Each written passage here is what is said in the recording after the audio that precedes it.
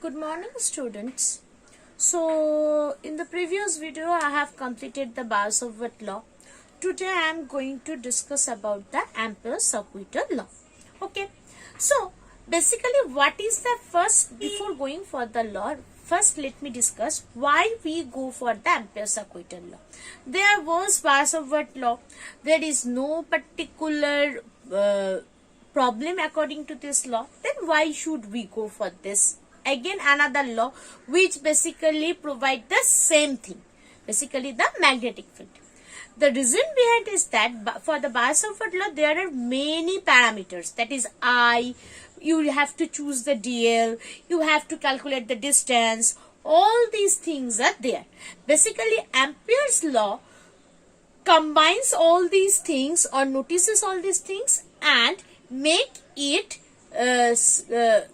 little bit easier to calculate the magnetic field, just defining a particular closed loop similar to the Gaussian surface compared to in the electrostatic. Okay, so that's why Ampere-Circuital law is overcome all the problems which is in that Bar-Sauvat law, and that's why Ampere-Circuital law is more easier to find the magnetic field for the corresponding geometric figure, whether it may be the line, whether it is going to be the particular circular loop, all these things. Okay, so let us see, before going to the details of this law, let us see what do you mean by the closed loop and closed integral. This is very important thing for the Ampere-Circuital law. So first thing is that closed line integral. So if I consider a particular path which is nothing but a closed loop, now when I say that a closed path, a path that close on itself is a closed path. Basically, to express the line integral of a vector along the closed path, it is basically symbolized by this. This is the symbol of the closed integration. Okay, suppose if I consider small amount of dl here and a particular vector is present here. This is this. Now if this vector moves according to this path, so each and every cases all these dl will be there, right? So therefore at the end of the day, if I return it here, so that means it is the closed circle. So what I can say, A dot dl. So A dot dl is nothing but the closed integral or closed line integral of this path. Okay. Now if I say you what will be the work done if a vector moves along this. So similarly, closed integral of A dot dl, that is dot product, means it's nothing but the cos theta. Now as the cos theta is 0, theta is 0, so therefore the work done will be the 0 work done. So this is the basic concept of the closed circuit integral of or closed line integral of the vector. Now coming to the Ampere's law. What does it say?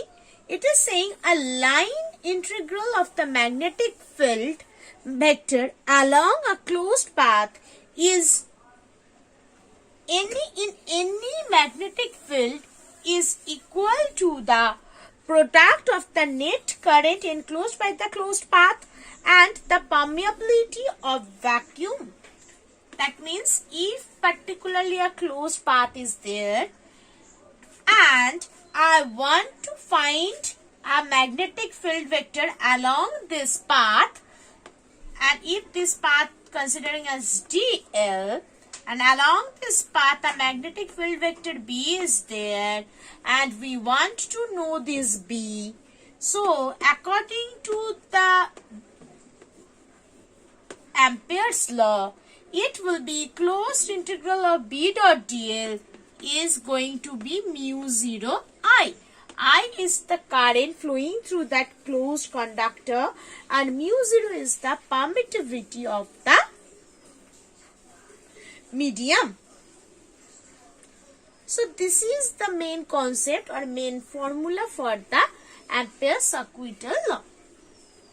Now if I go for the application, same thing we are going to find out, that is the magnetic field of a long straight wire.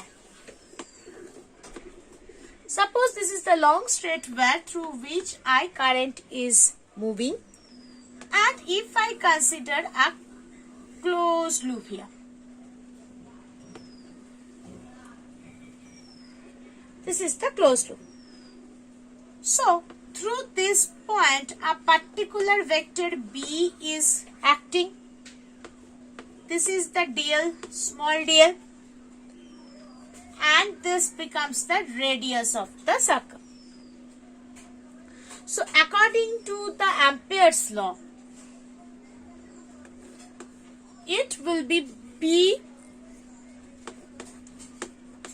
dot dl, that will be basically B dl cos theta.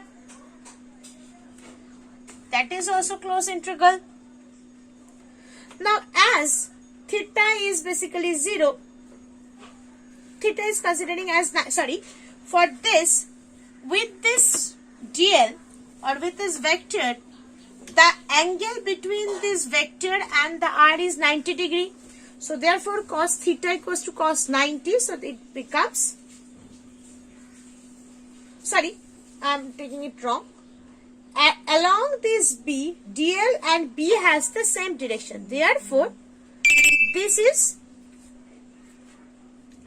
basically theta is going to be 0. So the result is going to be B dl. Now B is the constant term. So dl is going to be this closed integral dl. So dl means 2 pi r. B 2 pi r. So B dot dl is nothing but your mu 0 I, right?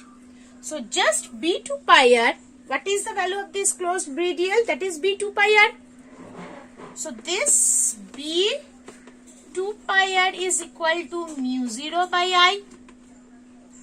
So B is equals to mu 0 by 2 pi r. Sorry, mu 0 I. So this is the value for the amount of magnetic field which is basically produced due to this long straight wire. And the same thing we are getting from the Bar-Savart law. So that's why, and you can see that how easy it is to derive. That's why Ampere's acquittal law is important for finding the magnetic field at a particular, due to the current carrying conductor at a particular point. Okay. So in the next video, I am going to discuss the solenoids and toroid. Thank you.